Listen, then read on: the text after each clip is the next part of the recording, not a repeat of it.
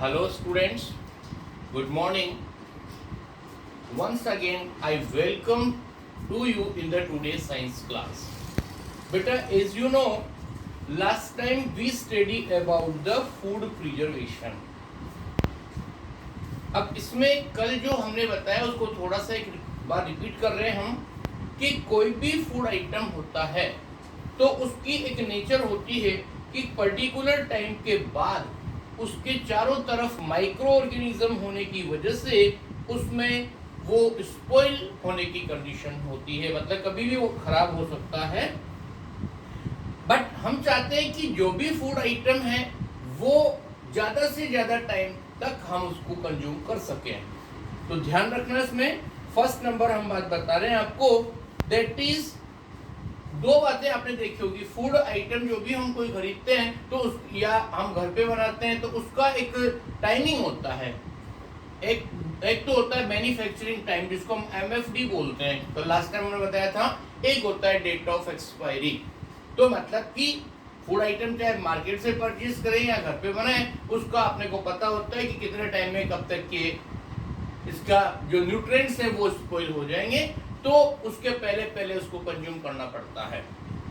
अब हम ज्यादा टाइम तक फूड को कैसे प्रिजर्व रख सकते हैं उसके लिए हम कुछ मेथड बता रहे हैं बेटा आपको। देखिए आज का topic methods of food preservation, मतलब कि फूड को ज्यादा टाइम तक कैसे प्रिजर्व रखें। फूड को स्पॉइल होने के लिए सबसे बड़ा रोल होता है माइक्रो ऑर्गेनिजम्स, जो भी अपन ने पढ़े, बैक्टीरिया, वायरस, फंजाई, जो भी कुछ है, उन सब की वजह से फूड स्पॉइल हो सकता है। इसमें देखिए फर्स्ट नंबर मेथड आता है बेटा अपना रेफ्रिजरेशन।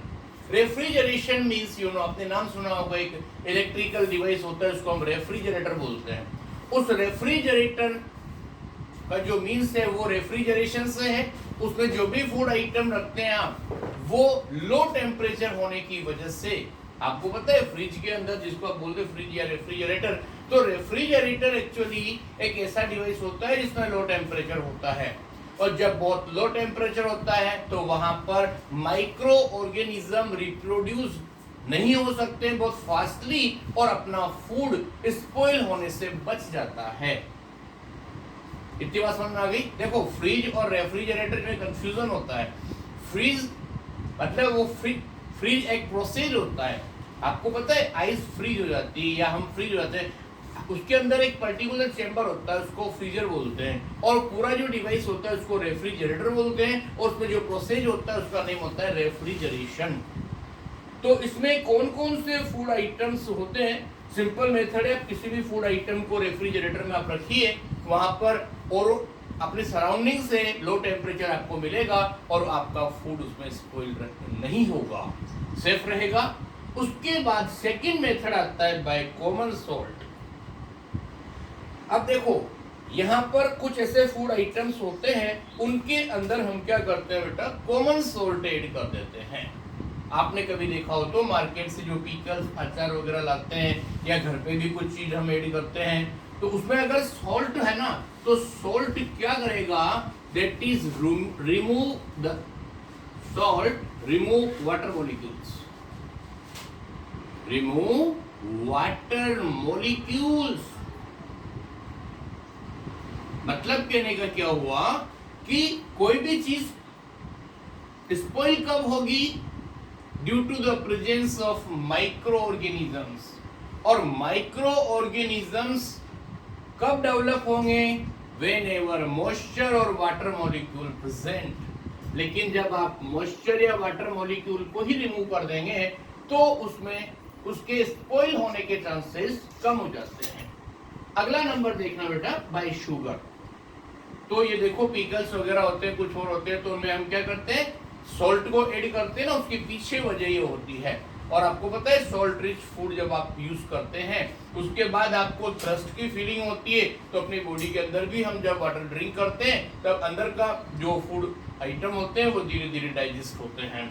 उसके बाद देखो शुगर, आपने देखा होगा जो भी आंवला मुरब्बा वगैरह जो बनता है या और भी जो स्वीट पिकल्स बनते हैं वो बाय एडिंग शुगर बनते हैं। मतलब शुगर उसके अंदर, एक मिनट में कॉमन सॉल्ट वाले एग्जांपल बता रहा हूँ बेटा। इसमें that is meat fish Amla. इसमें एग्जाम्पल है मीट फिश दैट आमला, और नेक्स्ट नंबर होता है raw mango that you know very well. कच्ची केरी इसको बोलते हैं ना, रॉ मैंगो। मैंगो के पिकल्स बनते हैं, केरी का अचार जिसको आप बोलते हैं, तो उसमें भी हम क्या करते हैं, सॉल्ट ऐड कर देते हैं। और शुगर के अंदर तो आपको पता है jam, jellies and squash are preserved by sugar. तो जैसा रोल सॉल्ट का होता है वैसा ही शुगर का होता है, बस टेस्ट में डिफरेंस होता है। ये सॉल्टी टेस्ट का होता है और ये स्वीट टेस्ट का होगा। तो इसके अंदर क्या एग्जांपल बताया आपको पता है, that is the jams and jellies. Okay sir, jams and jellies हो गए। और एक और नेम आ रहा है यहाँ पर, स्क्वैश। ओके, यहाँ पर लिखा है sugar reduce the moisture content, inhibit the growth of bacteria which spoil food. दोनों का एक ही फंक्शन है, सॉल्ट और शुगर का।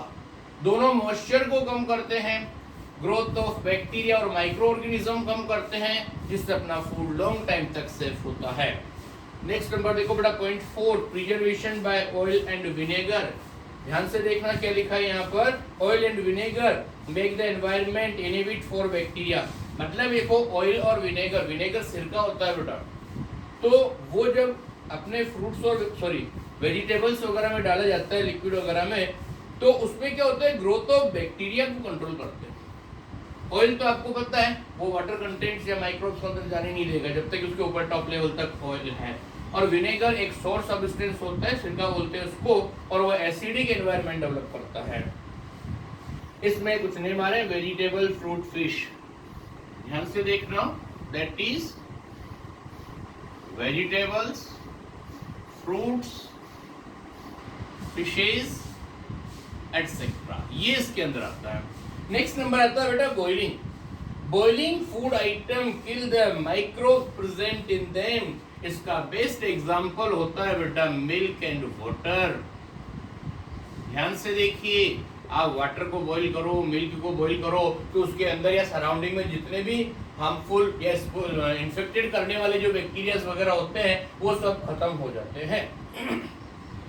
नेक्स्ट नंबर आ रहा है आपके बाद, पास्चराइजेशन क्या होता है, सुनिए। Actually this process name is based on the one scientist name Louis pasture.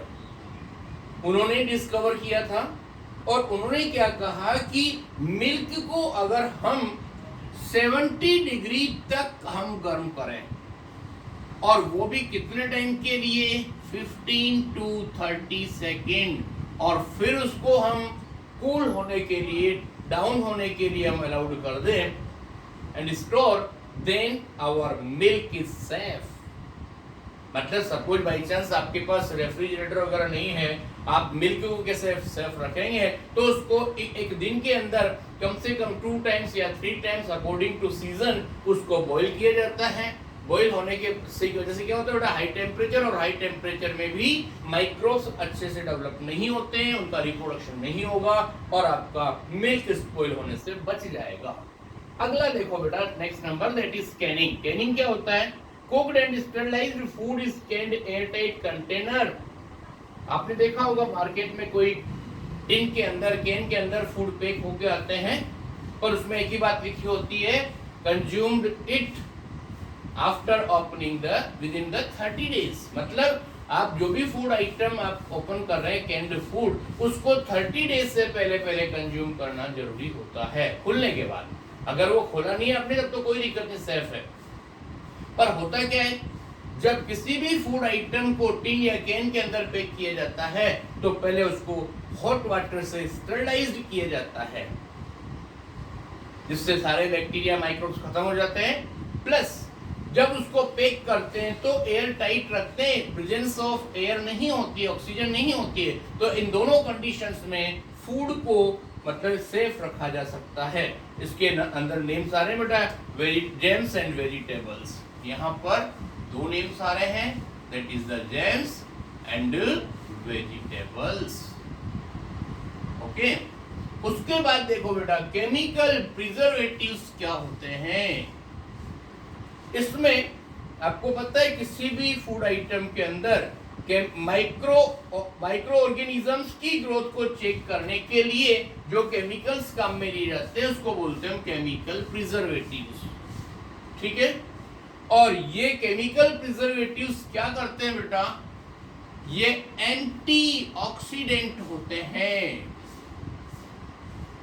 Antioxidant मतलब रिमूवर ऑफ ऑक्सीजन। ऑक्सीजन को जब रिमूव कर देंगे तो एरोबिक रेस्पिरेशन नहीं होगा और इजीली उनका लाइफ मतलब जो भी है वो वहां पर प्रेजेंट होने के चांसेस कम रहेंगे। और इसमें सुनो, remove the oxygen from the food. अब इसमें कहां ये केमिकल प्रिजर्वेटिव्स काम में लिए जाते हैं देखना, पिकल्स, केचप, स्क्वैश, इनके अंदर। तो ध्यान से याद रखना, पिकल्स, केचप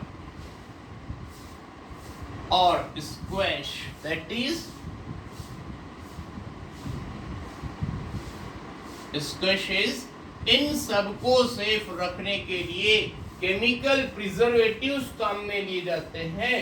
और उसके अंदर अपने दो नेम्स आ रहे हैं, सोडियम बेंजोएट, इसके हम एग्जाम्पल बता रहे हैं आपको, सोडियम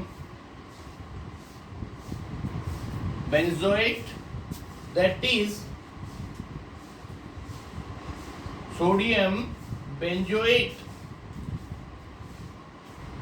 और sodium metabisulphite, that is sodium Meta bisulphate.